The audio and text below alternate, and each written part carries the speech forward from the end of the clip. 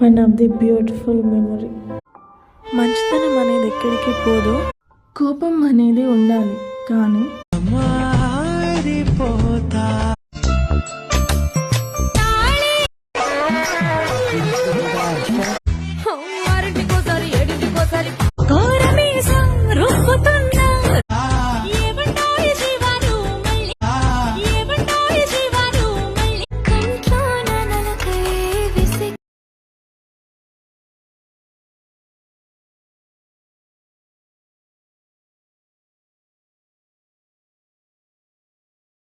కేవలం నీకోసమే.